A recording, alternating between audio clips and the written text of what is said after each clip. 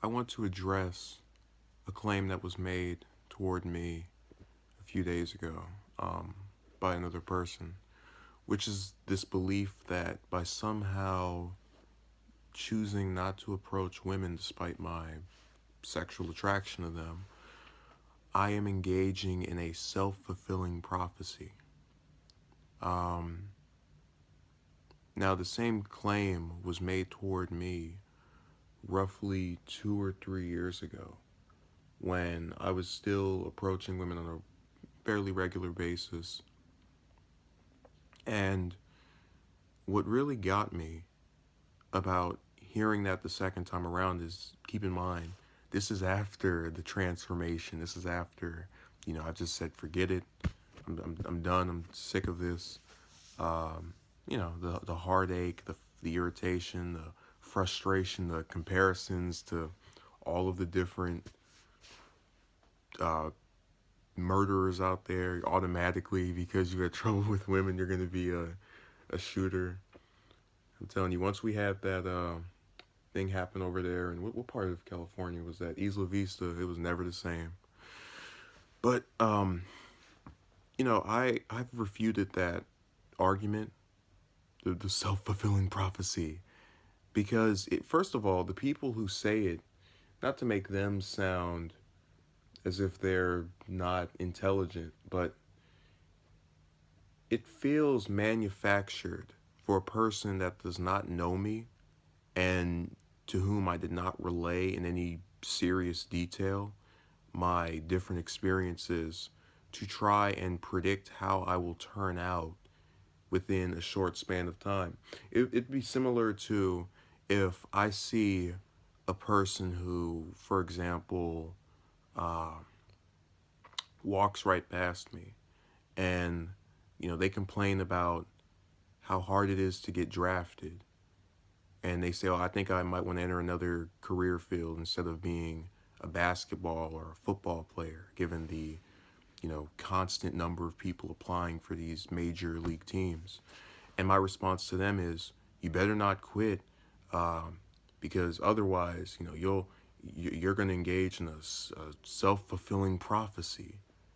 Now, keep in mind, this player does not have the wherewithal to use telekinesis and control the minds of all of those different team owners or whoever is responsible for picking out the members of a basketball or football team. He can't control their minds. He can control his ability, and he can control, what sets him apart in terms of that ability. But you have to remember, there are all these different people around that, you know, have the same ability or are just as good or not too far behind. Basically, it's slim pickings for the person who's trying to get at the position. Now, in the realm of the dating game, I guess, uh, it was a common occurrence for me to hear that someone was in a relationship.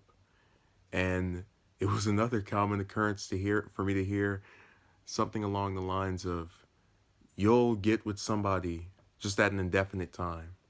And you won't even notice it. It'll be like a thief in the night. Well, if it's a good thief, it would have happened already, and I wouldn't be making this video.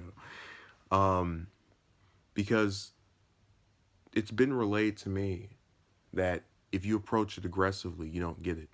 If you approach it not at all, your chances are more likely of getting it. And sure enough, the few times where I have had reciprocating interest by a female were the ones that I did not approach directly. I was approached by them, believe it or not. And, I could sit up here and talk about the reasons why those didn't work out, but it's really a matter of personalities that are too different, too distinct, and have different agendas that really did not correlate with each other. Which is why I've resolved to approaching people who have similar interests to me, women that like politics or illustrating or writing. And, it feels so bizarre to have less of a chance with them in terms of, getting anywhere with them, as opposed to the ones that didn't have the same interest as me, but that still were interested in me, which behooved me. But back to this, self-fulfilling thing. So the bottom line is, when it comes to that narrative, it doesn't impact. And the reason I brought up this player thing is because you want the other asset or person or persons to accept you.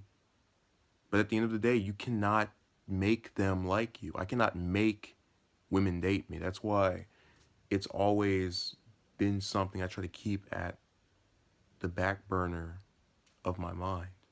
I cannot make a person who does not see me as anything they would want to be around on a frequent basis and, do things with, be interested in me.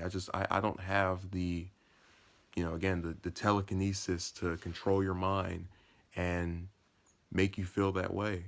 And so when they say self-fulfilling, I really believe that I'm not trying to blame another person for my position. I'm just saying that I did everything in my power that I felt I could do to arouse their interest. I took these different strategies employed by men that I knew were in relationships. I took different things relating to, uh, their common interests, tried letting them dominate the conversation. It just doesn't work out. And what I saw oftentimes was that a lot of them were already in relationships. So the only reinforcement I can get from that is, okay, well, you're just late. You are late repeatedly to all of these different women who have now been, you know, established as being with these other men.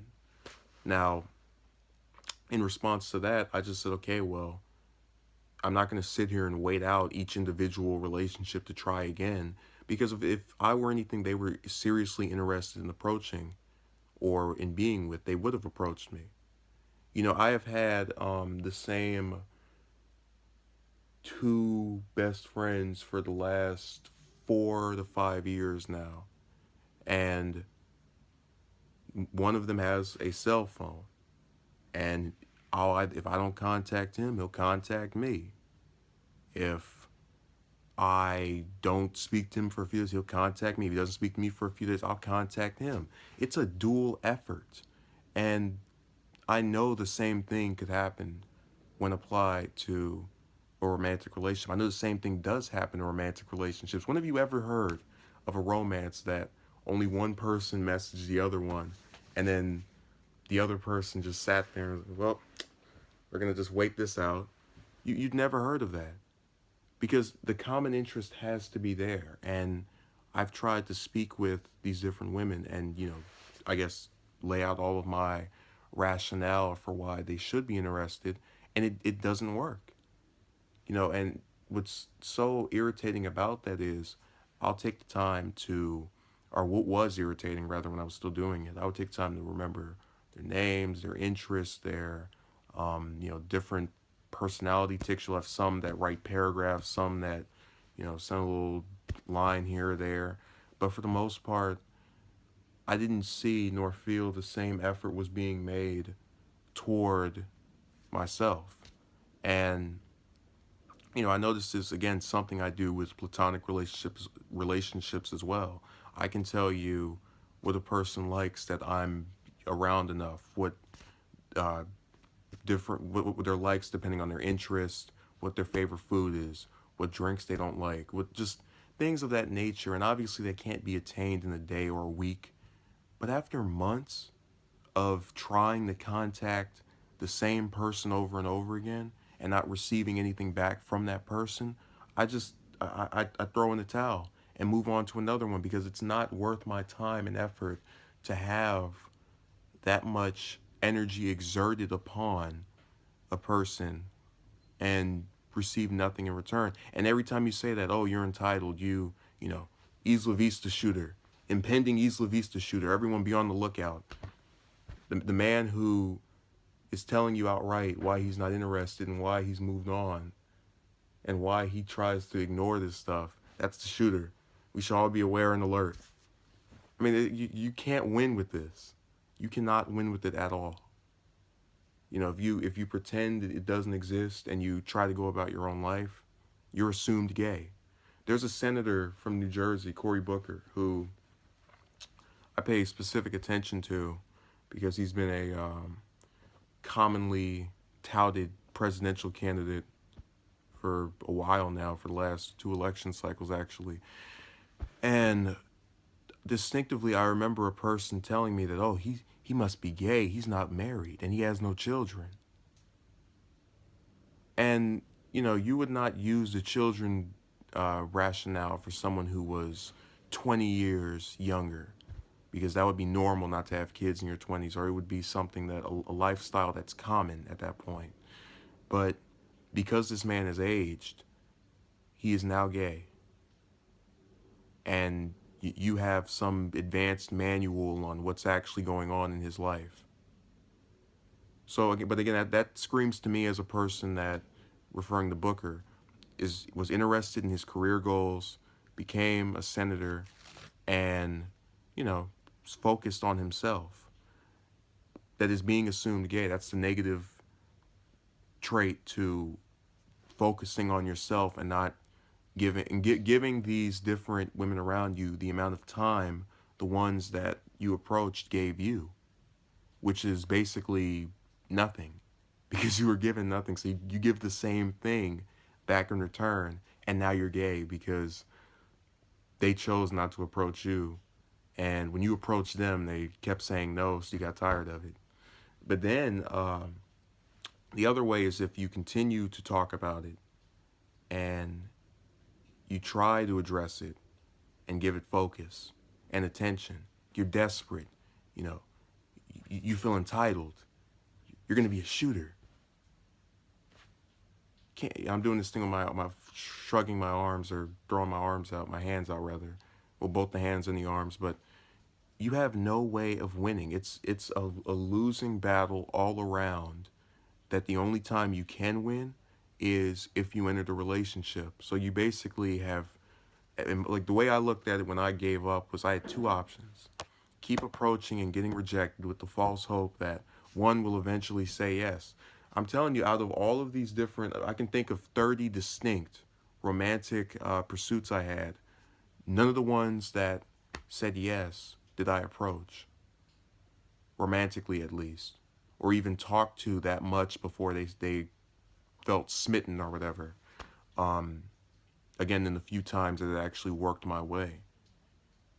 So I'm just saying it's a losing battle all around, and I try to do my own thing, but it really bothers me that I'm somehow inferior because of a romance that I can't control.